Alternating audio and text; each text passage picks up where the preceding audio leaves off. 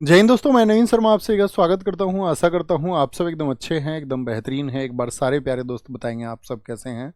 उम्मीद करेंगे बहुत अच्छे होंगे, बहुत शानदार होंगे। सारे साथियों का बहुत सारा स्वागत है। संदेश भाई, श्वेता बहन, अमन, अनिकेत, राहुल, श्याम, पुष्पा, अवनीतू, पवन, प्रियंका, दीप फौजी, रोशनी, देवांश, रश्मि, अजय प्रताप, अभिषेक, मोनिका, मोंटी, सारे प्यारे साथियों का बहुत सारा स्वागत है।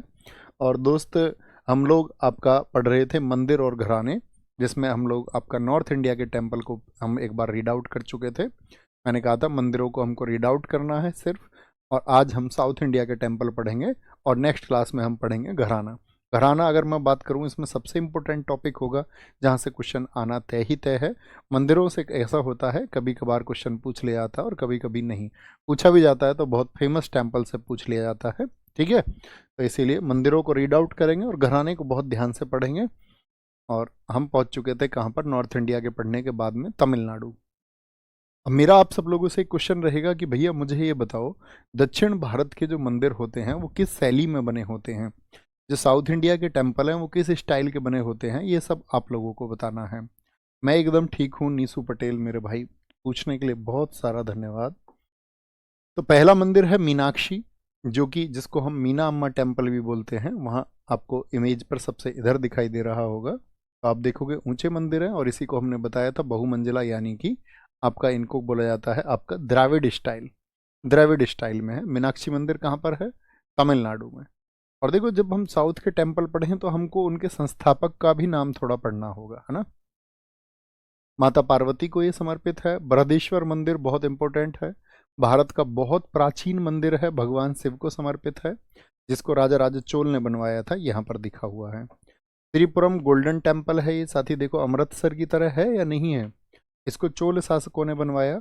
और एकम्बरेश्वर टेम्पल है आपका, ये भी कहाँ पर है? आपका तमिलनाडु में है। इसमें सबसे इंपॉर्टेंट है मीनाक्षी और बृहदेश्वर। क्या क्वेश्चन बनेगा? बृहदेश्वर टेम्पल कहाँ पर स्थित है? ठीक है आपका। बहुत बढ़िया, वेरी गुड अशोक कुमार जी, शाबाश। द्रविड़ स्टाइल बहुत सारे लोगों ने बताया, बहुत ठीक बताया। मामल्लपुरम के टेम्पल, मामल्लपुरम एक जगह भी है साथी, जो कि कहाँ पे पड़ता है? आपका तमिलनाडु में है। गंगे कोंड चोलपुरम टेम्पल, ये चोल शासक जो है कहाँ पर काम कर रहे थे? तमिलनाडु में। तो चोल नाम से जो भी टेम्पल हैं, चोल हो गया, जैसे ये गंगे कोंड चोल हो गया आपका, सॉरी, या आपका यहाँ पर देखेंगे आपका चोल शासकों ने बनवाया, इनको भी चोल शासकों ने बनवाया, बृहदेश्वर को भी। रंगनाथ स्वामी टेम्पल, ऐरावतेश्वर और तट मंदिर, ये मोस्ट इंपोर्टेंट है। सौर मंदिर या तट मंदिर जिसको हम कहते हैं, तट मंदिर, इसी को किस नाम से और जाना जाता है?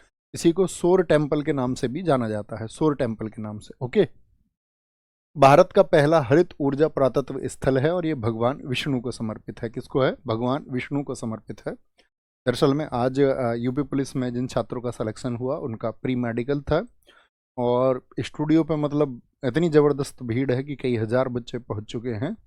और अब तुम ये बताओ कि देखो, मैं तो तुमसे भी रिक्वेस्ट करूंगा, जब आप सेलेक्ट हो जाएं तो आप खुद व्यवस्थित रहिए। हालांकि जब यंग एज होती है ना, तो और बहुत सारे हजारों लोग हो जाएं तो व्यवस्था बन ही नहीं पाती है, और क्योंकि हम उसको बनाने के लिए जिम्मेदार नहीं होते हैं और बहुत हो हल्ला हम करते हैं, तो मैं तो ये मानूंगा कि जब आप अपना सिलेक्शन लेके आएँ तो बहुत व्यवस्थित तरीके से आना। ठीक है, ये प्रॉमिस करना। ठीक है, बाकी तुम नटखट हो, कोई दिक्कत ही नहीं है, तुम्हारी सारी चीज़ें फिर एक्सेप्टेबल हैं। तट मंदिर, सौर मंदिर क्या है? भारत का पहला ग्रीन एनर्जी, क्या बोलोगे? First first green energy archaeological site है। आर्कियोलॉजिकल साइट है, first green energy archaeological site, भगवान विष्णु को समर्पित है ये। ओके, तो इसमें कौन सा इंपोर्टेंट हुआ? तट, गंगे कोंड चोल, मामल्लपुरम के टेम्पल, बृहदेश्वर और मीनाक्षी मंदिर कहाँ के हैं? तमिलनाडु के हैं। कर्नाटक की बात करें, कर्नाटक में विरूपाक्ष मंदिर भगवान शिव के लिए बहुत इंपॉर्टेंट है, बहुत चर्चित मंदिर है। रीड आउट करना बच्चे इनको सिर्फ। हजारा राम मंदिर, होयसल मोस्ट इंपॉर्टेंट है। हमने यूनेस्को की साइट आपको बताई थी, अगर आप अपना अच्छा रिवीजन करते होंगे तो मुझे बताएं, जो होयसल के मंदिर बताए थे मैंने, उसमें 3 चर्चित मंदिर आपको बताए थे जब यूनेस्को की साइट बताई थी। तो 3 चर्चित मंदिरों में से 2 का नाम तो मैं लूंगा, एक का आपको बताना है। जैसे मैंने बोल दिया आपसे हैलोबिड और सोमनाथपुरा। तीसरे टेम्पल और साथी मैंने आपको बताए थे, वो आपको बताने हैं, क्योंकि होयसल में आपका 3 मंदिर स्मारक बहुत चर्चित थे। तो तीसरे का नाम आप बताएं, हैलोबिड और सोमनाथपुरा के अलावा कौन सा है। तो होयसल मंदिर भारत का न्यूएस्ट यूनेस्को साइट है 42, अब नहीं है ये नवीनतम, अब नहीं कह सकते हैं हम इसको, क्योंकि नवीनतम तो अब कौन सी हो गई है, अब 43वीं हो गई है। तो अब नवीनतम नहीं बोल सकते इसको, क्योंकि अब तो 43वीं साइट कौन सी मैं आपको बता चुका हूँ। तो वो है भैया आपका, वो होगा आपका मोइदम्स है भैया, असम में। कहाँ पर? मोइदम्स है, मोइदम्स। बहुत बढ़िया जी। बैलूड के टेम्पल हैं भैया, बैलूड के टेम्पल हैं। बहुत शाबाश, बहुत शाबाश, आपकी पीठ में थपथपाता हूँ दोस्त। बैलूड, सैकड़ों स्टूडेंट्स ने बैलूड को लिखा है, बहुत बढ़िया, बैलूड बोलते हैं उसको। अच्छा, लिखा हुआ है यहाँ पर, अरे लिखा हुआ था यहाँ पे, मैंने ध्यान नहीं दिया उसका, है ना। बैलूड, हेलोविड और सोमनाथपुरा, ये आपका कर्नाटक के हैं। केरल, पद्मनाभ स्वामी मंदिर, ठीक है, जो पद्मनाभ स्वामी मंदिर है, इंपॉर्टेंट है। पद्मनाभ स्वामी मंदिर ये भगवान विष्णु के लिए है, शिव के लिए नहीं है। ये भगवान विष्णु के लिए है, क्योंकि मैं गया था यहाँ, तो ये किसके लिए है? भगवान विष्णु के लिए है। भगवान विष्णु की लेटी हुई प्रतिमा, उनका हाथ दिखता है उसमें ऐसे, भगवान विष्णु जी के लिए है। भगवान विष्णु जी, आप भी करेक्ट करना है ना। मार्तंड वर्मा ने इनको बनवाया था, बहुत इंपॉर्टेंट है। और आपको याद भी होगा, एक बार इनके द्वार खुले थे तो बहुत आपका सोना निकला था टेम्पल से। सबरीमाला मंदिर, ये भगवान अयप्पन यानी कार्तिकेय को बोलते हैं, भगवान शिव जी के पुत्र है ना कार्तिकेय, उनको बोला जाता है अयप्पन। तो सबरीमाला टेम्पल बहुत चर्चित रहा था। पहले तो आप जानते हैं इसमें आपका प्रवेश पर रोक थी महिलाओं के, लेकिन बाद में उसको ओपन किया गया। अट्टुकल भगवती, देखो डबल टे से जानते ही हो गए आप, अट्टुकल, ये कहाँ का हो गया? आपका केरल का हो गया। आंध्र प्रदेश की बात करें, भगवान वेंकटेश्वर हैं वहाँ पर। अहोबिलम टेम्पल और आपका लेपाक्षी। अब देखो ये टेम्पल जो मैं महत्वपूर्ण बता रहा हूँ ना, ये इंपॉर्टेंट है। जैसे भगवान शिव के वीरभद्र रूप को समर्पित है लेपाक्षी। अभी आया था एक मीनाक्षी, मीनाक्षी कहाँ पर था? ये 6 वाले बहुत इंपॉर्टेंट है, फिर से मैं बता रहा हूँ, जिनमें 6 आता है, लेपाक्षी हो गया। जैसे मीनाक्षी था, अभी मीनाक्षी कहाँ पर था? मीनाक्षी तमिलनाडु में था। विरूपाक्ष, विरूपाक्ष कहाँ पर है? तो विरूपाक्ष है आपका कर्नाटका में। विरूपाक्ष कहाँ पर है? कर्नाटका में है, दिखाएंगे। सर मैंने अभी 1-2 दिन पहले ही कोर्स लॉन्च किया है, क्या कोर्स परचेज किया है, क्या मैं काफ़ी लेट हूँ? हाँ बच्चों, लेट तो आप हैं काफ़ी, क्योंकि जो पहले से तैयारी कर रहे हैं, तो कब से आपका, सोचो आप 15 दिसंबर से, है ना। लेट तो हैं, लेकिन अभी एग्ज़ाम पास में नहीं है। दूसरा पक्ष ये है कि अगर आप अब भी ध्यान से तैयारी करेंगे तो आप इन साथियों की बराबर कर सकते हैं, ना। लेकिन जो बहुत मेहनती है वो हाथ नहीं आएगा, याद रख लेना। वो तभी हाथ आएगा जब आप कमज़ोर तरीके से अपनी पढ़ाई को वो बच्चा करे जो आगे था। खरगोश को हारते हुए दिखाया गया ना, कछुए को जीतते हुए दिखाया गया, क्यों? क्योंकि कछुआ धीरे धीरे चलता रहा, लेकिन कंटिन्यू चलता रहा। खरगोश आराम हो गया कि यार मेरी तो तैयारी व्यारी सब हो गई है, मैं ही जीतूंगा, और खरगोश ने अपने लेट लगा दी, हार गया खरगोश, है ना। वो प्रैक्टिकली पॉसिबल नहीं है, लेकिन सिखाया यही गया ना, आप कंटिन्यूस एफर्ट्स लगाओगे तो वो काम करेंगे। तो लेपाक्षी भगवान शिव के वीरभद्र रूप को समर्पित है, और ये बहुत इंपॉर्टेंट है। कहाँ पर? आंध्र प्रदेश में। तेलंगाना का रामाप्पा मंदिर, बताओ कौन सी साइट थी ये, कौन से नंबर की साइट बताई थी मैंने? ये रेचाला भगवान शिव को समर्पित है, रुद्र रूप दर्शाता है ये भी भगवान शिव के, रुद्र रूप को। कौन सा? रामाप्पा। तो एक बार बताइए रामाप्पा कौन से नंबर की साइट है? सारे साथियों का जवाब आएगा तो अच्छा लगेगा। बोलो 39 है कि 40 है, कौन से नंबर की साइट है? क्योंकि 41 तो शांति निकेतन है, 42 होयसल है, और 43वीं कौन सी है? मोईधम्स है। अब इसमें बताओ रामाप्पा कौन सी है, बहुत इंपॉर्टेंट है, पूछा जाता है अक्सर। संगमेश्वर का मंदिर है, ये कहाँ पर है? तेलंगाना में ही है, संगमेश्वर। रामाप्पा टेम्पल कौन से नंबर की साइट है? एक ने तो 41 लिख दिया है दोस्त, 41 तो शांति निकेतन है, इतना अच्छे से बताया था। 39 है भैया, 39 है, 39 है, बहुत बढ़िया, 39 है। ओके। महाराष्ट्र में साईं बाबा का मंदिर है, सारे लोग जानते हैं। साईं बाबा, कौन सा टेम्पल है साईं बाबा का वहाँ पर? कहाँ पर है महाराष्ट्र में? तो महाराष्ट्र में आप बोलोगे भैया शिरडी में है। कहाँ पर है? शिरडी में बहुत फेमस है साईं बाबा का टेम्पल। घृष्णेश्वर मंदिर है आपका, मालोजी राजे भोसले छत्रपति शिवाजी महाराज जी के दादा थे। कई बार जब हम हिस्ट्री को पढ़ते हैं तो हम समझ देते हैं दादोजी कौंडदेव थे भैया उनके राजा। तो दादोजी कौंडदेव जो थे वो छत्रपति महाराज जी के संरक्षक थे, क्यूरेटर थे उनके। दादा उनके जो है वो मालोजी ही है ना। तो उनके दादा ने बनवाया था। त्र्यंबकेश्वर टेम्पल बहुत इंपॉर्टेंट है, ज्योग्राफी में आप पढ़ोगे त्र्यंबकेश्वर पहाड़ियाँ, ठीक है। और यहाँ पर तो आपका शिवलिंग भी है। क्या बोलोगे? नाना शाह पेशवा ने। सिद्धि विनायक मंदिर कौन से भगवान जी के लिए बताओ? सिद्धि विनायक, सिद्धि विनायक टेम्पल तो आप बोलोगे ये भगवान गणेश जी के लिए है, बहुत चर्चित है। भगवान गणेश जी के लिए है, ये बहुत चर्चित है आपका। ओके। गोवा में मंगेशी और कामाक्षी, देखो छह फिर से आया आपका, बहुत इंपॉर्टेंट है। मैंने बताया जिनमें आपका श आए ये बहुत पूछे जाते हैं एग्जाम्स में, याद रखना मेरी बात को। कामाक्षी टेम्पल कहाँ पर है? अच्छी बात है रोहित गुप्ता जी, दोस्त मेरे।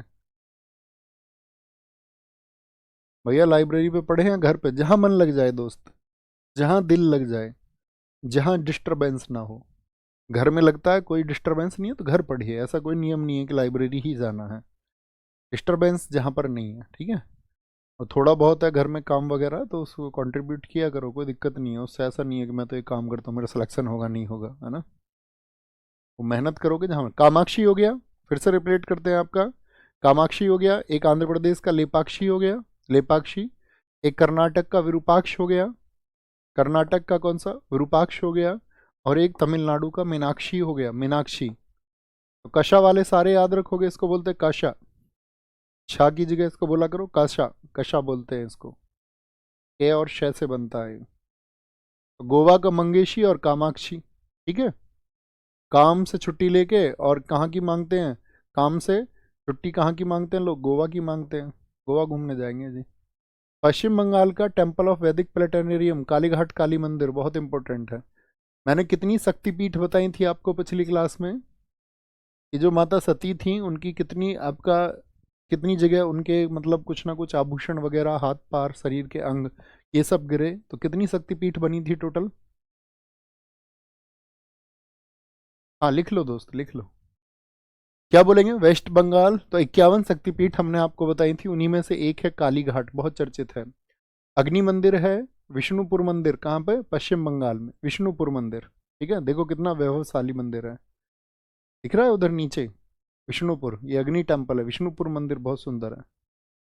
गुजरात में सोमनाथ मंदिर, महमूद गजनवी ने यहाँ पर, साथी याद है आपको महमूद गजनवी का कौन सा आक्रमण हुआ था? 16वां आक्रमण, 16th अटैक। 1025 ईस्वी में उसने अटैक किया था। और सोमनाथ का बहुत वैभव था, क्योंकि सोमनाथ क्या है? एक ज्योतिर्लिंग है ये भी। सोमनाथ भी एक ज्योतिर्लिंग है, बहुत बढ़िया। द्वारकाधीश मंदिर, ये आपको पता ही है, मैंने बताया 4 धाम में से एक धाम कौन सा है? द्वारिका। कहाँ पर है? गुजरात में है। शामलाजी टेम्पल, ये शामलाजी मेला यहीं पर लगता है। मेला याद है शामलाजी, हमने फेस्टिवल्स में पढ़ा था। शामलाजी मेला कहाँ पर है? वो गुजरात में है। उड़ीसा में जगन्नाथ मंदिर, मोस्ट इंपोर्टेंट, मोस्ट इंपोर्टेंट। और आपका सूर्य मंदिर कोणार्क, उसको बोलते हैं ब्लैक पैगोडा। और कभी भी पूछे ब्लैक पैगोडा क्यों? क्योंकि देखो वो काला लगता है पत्थर की वजह से। ऐसी व्हाइट पैगोडा कौन सा है? व्हाइट पैगोडा, व्हाइट पैगोडा बोला जाता है पुरी टेम्पल को, वो भी उड़ीसा का है, पुरी मंदिर। लिंगराज टेम्पल बहुत इंपॉर्टेंट है। अब देखो सूर्य मंदिर मैंने आपसे कहा था, मैं आपसे पूछूंगा, सूर्य मंदिर एक तो 10 रुपए के नोट पर है हमारा, वो कोणार्क का है। एक गुजरात में बताया था मैंने आपको, मोढेरा का सूर्य मंदिर है। कहाँ का? मोढेरा का सूर्य मंदिर है। और एक हमने आपको बताया था बिहार में सूर्य मंदिर। एक कश्मीर में बताया था जलू का सूर्य मंदिर। अब मुझे बताओ बिहार के सूर्य मंदिर का क्या नाम है? बिहार का जो सन टेम्पल था उसका क्या नाम है? ये आपको बताना है। तो लिंगराज सूर्य मंदिर और जगन्नाथ, ये जगन्नाथ मंदिर इसको बोलते हैं जगन्नाथपुरी, इसको व्हाइट पैगोडा मैं लिख रहा हूँ, जगन्नाथपुरी, भगवान शिव के लिए। बिरजा टेम्पल है, राजा रानी मंदिर है, समलेश्वरी टेम्पल बहुत पूछा जाता है। समलेश्वरी, समलेश्वरी टेम्पल कहाँ पर है? उड़ीसा में, ठीक है। ये आपका आज के मंदिर है, एक बार रिपीट करते हैं, घराने कल से पढ़ेंगे फिर। घराने आज समझा देता हूँ थोड़े से, है ना, अभी ये मत पढ़ना। अभी बस मैं इतना समझा रहा हूँ आपको, घराना क्या होता है उसको ध्यान से सुनना। छोटी सी कक्षाओं को इनको दिल में बसा के रखना, है ना, बहुत इंपॉर्टेंट है। सुमेरा सुमेरा सुमेरा का टेम्पल है भैया बिहार में, बहुत कमाल। अच्छा, आपकी नज़र में घराना क्या होता है मैं ये जानना चाहूँगा एक बार। आप लिखें, फिर अच्छे से समझ पाएंगे, पहले एक समझ विकसित करें। फिर मेरी परिभाषा सुने। कुछ सोच लिया आपने घराना क्या होता है? देखो, जैसे कोई भी विद्या होती है, विद्या का मतलब है कोई भी आपका स्किल है, तो वो कभी ना कहीं से शुरू होती है, और जहाँ कहीं से शुरू होती है उसी को बोलते हैं उसका ओरिजिन। और संगीत के क्षेत्र में उसी ओरिजिन या उत्पत्ति को, भाई कोई ना कहीं शुरू ही होगी ना। जैसे मैं पढ़ा रहा हूँ मान के चलो, तो इस दुनिया में किसी ने तो सबसे पहले पढ़ाया होगा, सबसे पहले तो कोई होगा जिसने उसको पढ़ाना शुरू किया होगा। तो ऐसे ही संगीत में जिसने उसको सबसे पहले सिखाना शुरू किया, और उसके स्टूडेंट्स वहाँ सीखने जाते रहे, ट्यूशन लेने जाते रहे, और फिर वो चर्चित हो गई जगह, तो लोग सीखने जाते रहे। जहाँ पर संगीत को सिखाने की शुरुआत की गई हो उसको घराना कहते हैं। बहुत बढ़िया, कई साथियों ने कहा जहाँ से भैया शुरुआत होती है, जहाँ से उस कला की उत्पत्ति हुई हो। बहुत बढ़िया, वेरी गुड। कुणाल सिंह जी ने बहुत अच्छी परिभाषा दी है, जहाँ से संगीत का विकास हुआ हो। बहुत बढ़िया है भैया, जहाँ से संगीतकार का जन्म हुआ हो। नहीं, ये नहीं कह सकते, दरअसल में संगीतकार का जन्म तो अपने घर में ही होगा।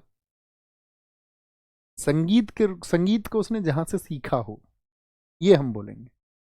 जहाँ से संगीत परंपरा विकसित हुई हो, सबसे सटीक परिभाषा बनती है। जहाँ से संगीत परिभाषा, जहाँ से संगीत आपका क्या हुआ हो, विकसित हुआ हो, फला फूला हुआ हो, उसको जहाँ से संरक्षण मिला हो। ठीक है, वेरी गुड वेरी गुड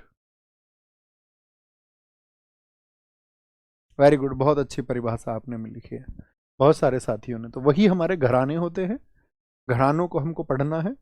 जैसे ही ग्वालियर का है, ऐसे पढ़ेंगे हम कल से इनको, कल फिर बताएंगे हम इसको। ग्वालियर कहाँ पड़ता है? मध्य प्रदेश में। तो यानी कि एमपी में एक जगह थी ग्वालियर, और ग्वालियर में ये सबसे पुराना घराना है सभी घरानों में, जिसको स्थापित किया हद्दू खां, हस्सू खां और नत्थू खां ने। भाई ग्वाला किसको बोलते हैं? जो गाय को चराता है ना। तो ग्वाला आदमी, उसको नत्थू, नत्थन ऐसे याद रख लो, नत्थन खान, थन, ग्वाला। थन से ही तो भैया आपका क्या बोलेंगे, थन से ही तो हंसते हंसते गाय को चराता है ग्वाला। हंसते हंसते, और थन से क्या है आपका, एक हद तक ही ग्वाले से, ग्वाला जो है गाय से दूध निकालता है, बाकी तो बछड़े वगैरह के लिए छोड़ देता है। हद, हस्सू, नत्थन, नत्थन, इनके शिष्य कृष्ण अचल इचकल जी जीकर हैं। सबसे पुराना घराना है। तो इसको हम क्यों कह रहे हैं घराना? तो इसका मतलब है कि ग्वालियर में एक ऐसी जगह थी जो म्यूजिक को सिखाने का काम करती थी। उसको कुछ लोगों ने स्थापित किया कि भाई यहाँ पर जो है लोग संगीत को सीख पाएंगे। ठीक है, बहुत बढ़िया। राहुल भाई कह रहे हैं सर, जब मैंने शुरुआत की थी तो मुझे लगता था क्लासेस बहुत ज़्यादा हैं और मैं अपना रिवीजन नहीं कर पाऊंगा, लेकिन अब मेरा रिवीजन बहुत अच्छा चल रहा है। देखो दोस्त, जब हम शुरू करते हैं किसी भी चीज़ को, तो एकदम से जब नई एनर्जी के साथ में शुरू करते हैं तो ऐसे लगता है कि यार सारी क्लासेस कंटिन्यू कैसे होंगी। लेकिन आप देखोगे ना, बीच बीच में छुट्टियां मिलती रहती हैं। अगर यूटिलाइज करने वाला स्टूडेंट है ना, तो वो 3-4 दिन अच्छे से भी पढ़ेगा ना, बल्क में, मतलब 8 घंटे, 9 घंटे, 7 घंटे, 10 घंटे अगर उसने पढ़ भी लिया, तो वो देखेगा एक टाइम पे आके रूटीन अपने आप बन जाता है। किसी किसी दिन क्लास की छुट्टी हो जाएगी, किसी दिन कोई क्लास छोटी हो जाएगी। ठीक है, क्योंकि फिर बाद में तो आपको प्रैक्टिस सेशंस ही लगाने हैं। इसीलिए थ्योरी को बहुत अच्छे से, एक बार मैंने कहा ना, बेसिक ढंग से पढ़ लो। बेसिक्स बेसिक्स आपको पता होनी चाहिए हर एक चीज़ का, फिर प्रैक्टिस सेट लगाना दबा के। बोलो भैया। भैया रामसर और साइट अब बढ़ गई हैं। हाँ, तो वो तो बढ़ती रहेंगी ना, करंट अफेयर्स देखते रहो, उसको लिख लिया करो। वो तो बढ़ती रहेंगी बच्चों, वो तो अपडेट होती रहती है हमेशा। जो कुछ भी अपडेट होगा उसी के लिए तो आपका करंट अफेयर्स होता है। वेरी गुड, समझ पा रहे हैं? तो घराने हम कल पढ़ेंगे यहाँ से, है ना, घराने हम कल पढ़ेंगे। ओके, तो एक बार ये मंदिरों को रिवाइज करके रखना। समलेश्वरी टेम्पल आपको पता होना चाहिए। सूर्य मंदिर, जगन्नाथ मंदिर, लिंगराज मंदिर कहाँ पर है? उड़ीसा में है। गुजरात में सोमनाथ मंदिर, द्वारका एक धाम है, सोमनाथ एक ज्योतिर्लिंग है, सामलाजी मेला जहाँ पर लगता है सामलाजी मंदिर, कालीघाट एक शक्तिपीठ है, विष्णुपुर मंदिर है टेरिकोटा, गोवा में मंगेशी और कामाक्षी, महाराष्ट्र में साईं बाबा हैं आपके, ठीक है, महान, जो उनको मानते हैं वो क्या बोलते हैं, साईं बाबा महान है। त्र्यंबकेश्वर, त्रि माने तीन, अंब माने आंख, तीन आंख वाले भगवान शिव जी के लिए है त्र्यंबकेश्वर। सिद्धि विनायक गणेश जी के लिए, रिद्धि सिद्धि इनकी घरवाली थी। तेलंगाना क्या बोलेंगे, रामप्पा टेम्पल 39वीं साइट है, कौन सी 39वीं, 39th यूनेस्को साइट है ये। एक क्वेश्चन पूछ ले जाते हैं दोस्त, ठीक है, अच्छा क्वेश्चन पूछेगा तो बना देगा। आंध्र प्रदेश का आपका क्या बोलोगे, लेपाक्षी, मैंने बताया भगवान शिव को समर्पित है। पद्मनाभ स्वामी भगवान विष्णु जी को समर्पित है, सबरीमाला केरल में है। और आपका विरूपाक्ष मंदिर हो गया, होयसल आप जानते ही हैं पहले से। मामल्लपुरम कहाँ का है, तमिलनाडु का है भैया, तट मंदिर भी तमिलनाडु का है। मीनाक्षी और आपका बृहदीश्वर टेम्पल है। ओके, अब आपकी कोई बात हो तो आप मुझे बता सकते हैं, एक बार कोई गाइडेंस आपको चाहिए मुझसे तो आप पूछ सकते हैं, ठीक है, एक अच्छी गाइडेंस का जवाब देंगे, सिर्फ एक का। सर कोर्स कितना बचा हुआ होगा इसका, कोर्स तो मेरे हिसाब से तो आप देखो ना अपने में, वो टॉपिक्स मैंने आपको बताए हुए हैं, टॉपिक्स बताए हुए हैं ना बच्चों मैंने, उसमें देख लो, मैंने कहा ना अब तो छोटे टॉपिक्स बचे हुए हैं हमारे।